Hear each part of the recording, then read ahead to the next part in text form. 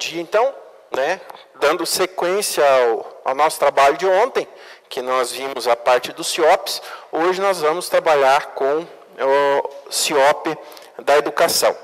Tem algumas diferenças básicas entre um e outro, e uma delas, principal, é que vocês têm que tomar cuidado na hora de baixar o download do arquivo lá do CIOP, que o CIOPs é um para cada bimestre. Então, você tem que ir lá e baixar um para cada bimestre. Neste é um único, o qual você vai abrindo dentro do mesmo sistema, cada bimestre lá dentro do sistema do CIOP. Lembra um pouco aquele sistema antigo do SIM-AM que nós tínhamos no módulo local, lá que tinha que baixar. Então, é mais ou menos parecido com ele. Eu vou fazer uma parte, como ontem nós fizemos uma parte teórica do CIOPs, essa parte do CIOP ela é um pouco mais reduzida, e eu tenho uma apresentação, alguns tópicos teóricos, e daí nós vamos passar para a parte prática do sistema, porque o CIOP, em relação ao CIOPs, ele teve muito mais mudança esse ano do que o da saúde, né? Então, tem aquela parte da remuneração dos professores, tem uma série de dados a mais aqui a ser colocado. Então, o CIOP, ele basicamente serve para apurar os indicadores legais referente aos gastos com a educação. Então, acompanhamento e monitoramento da aplicação dos recursos do Fundeb. Como ele se tornou bimestral agora, é interessante vocês verem lá no município de vocês qual que é a periodicidade das prestações de contas aos conselhos do Fundeb. Para vocês, ao invés de tirar aquele monte de relatório da contabilidade, aquele monte de documentação da contabilidade, vocês utilizarem os relatórios que saem do CIOP para esse fim.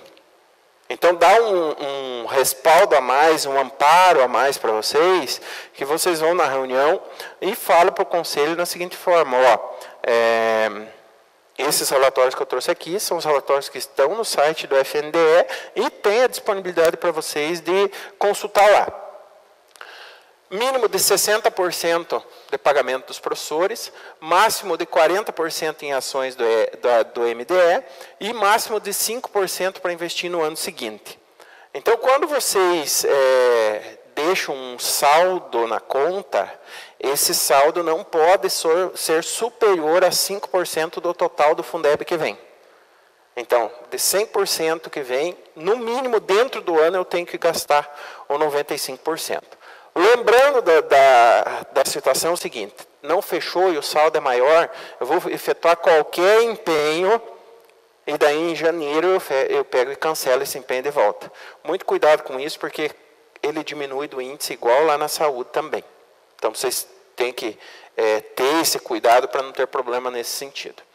Apuração de mínimo de 25% de gasto em educação, né, para os estados e municípios, e para a União é 18% em gasto. Nos aspectos gerais, nós vemos como objetivos do CIOP constituir base de dados nacional detalhada sobre as receitas e investimentos públicos em educação de todos os entes federados. Assegura transparência e publicidade às informações sobre o financiamento e o investimento público em educação. Produzir indicadores sobre investimentos públicos em educação, mais de 38 indicadores que ele gera.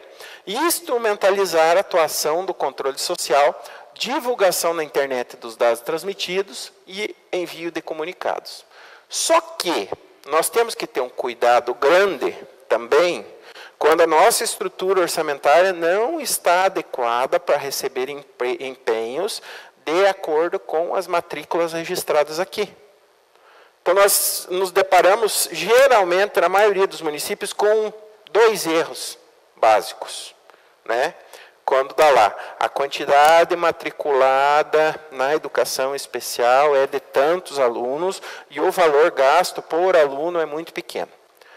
Aí, o que a gente faz, geralmente? Você vai numa conta do ensino fundamental, tasca aquele dinheirinho lá, e joga para cá. Mas qual que é a comprovação que você teve que você gastou aquele dinheiro ali? Então, o custo aluno, quando você se depara em jovens e adultos e se depara em educação especial, você não consegue sanar isso. Eu estava num município esses tempos atrás e efetuando o CIOP.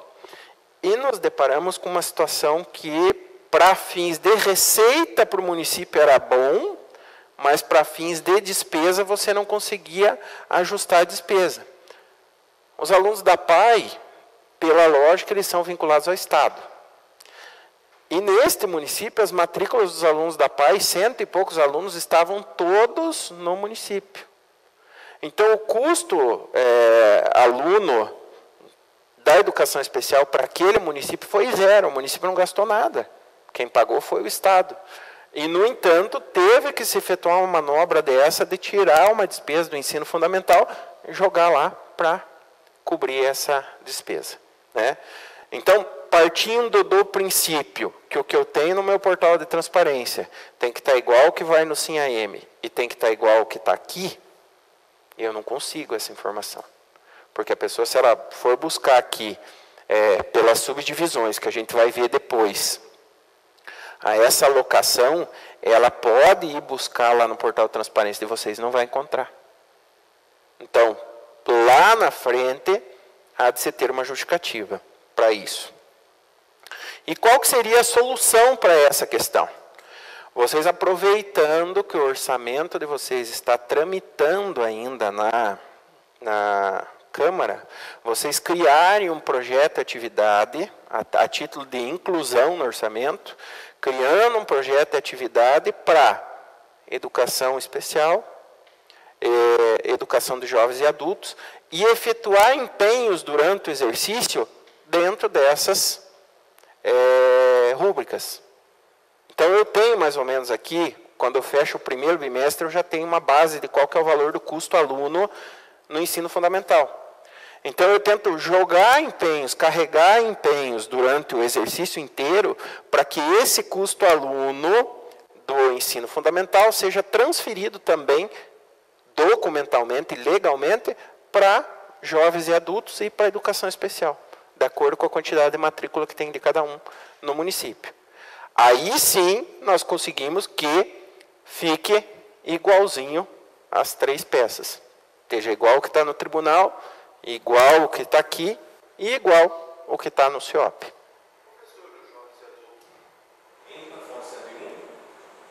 Se você tiver professor para ele, entra. Entra também. Porque, na verdade, é o seguinte, quando você coloca lá no município, raro é o município que diz onde o professor aonde o professor vai atuar.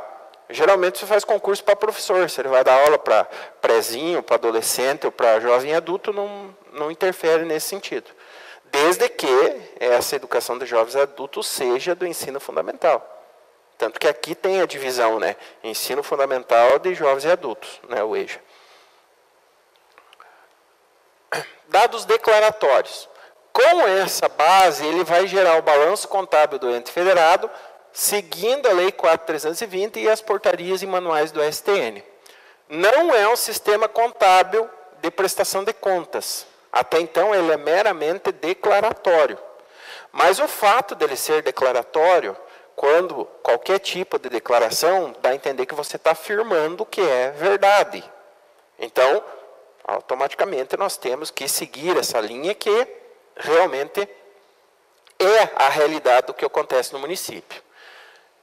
Princípio da anualidade, só que com as alterações agora nós temos que anualidade por causa do fechamento dos índices. Eles são fechados só no último bimestre. Então, por exemplo, eu tenho um prefeito que não fechou 25% nos primeiros 6 meses, nos primeiros 8 meses, porque ele fez uma economia de recurso para comprar veículo, para fazer investimento, para reforma de escola, etc. e tal. Então, não tem como se apurar isso bimestralmente, que tenha que atingir o 25% bimestralmente, né? Existem 3 grupos de despesa. Despesa com recursos próprios, que contam para a manutenção, desenvolvimento e ensino. despesas com recurso do Fundeb e despesa com recurso vinculado.